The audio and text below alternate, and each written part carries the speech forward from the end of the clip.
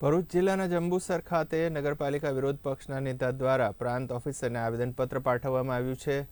જંબુસર નગરપાલિકા વિરોધ પક્ષના નેતા શાકિર મલેક દ્વારા સરકારના આરોગ્ય વિભાગની અગત્યની યોજના આયુષ્માન ભારત કાર્ડ યોજના બાબતે આવેદનપત્ર પાઠવ્યું હતું.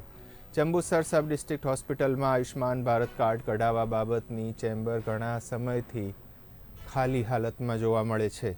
જંબુસર કોંગ્રેસ અને આગેવાનો દ્વારા વારંવારની રજૂઆતો જતાં આયુષ્માન ભારત કાર્ડ નવું અથવા રિન્યૂ કરવા બાબતની સેવા બંધ હોય પ્રારંભ કરવા આવેદનપત્રના માધ્યમથી પ્રાંત ઓફિસરને રજૂઆત કરવામાં આવી હતી. જંબુસર તાલુકા હેલ્થ ઓફિસ ખાતે આગેવાનો દ્વારા સેન્ટર ચાલુ કરવા ભૂતકાળમાં 9મી ઓગસ્ટ 2024ના દિને રજૂઆત કરવામાં આવેલ છતાં સરકાર અને આરોગ્ય વિભાગના જાડી ચામડીના અધિકારીઓના પેટનું પાણી હલતું નથી, જે બાબતે ફરી સરકાર અને આરોગ્ય વિભાગને યાદ કરાવી આવેદનપત્ર આપવામાં આવ્યું હતું.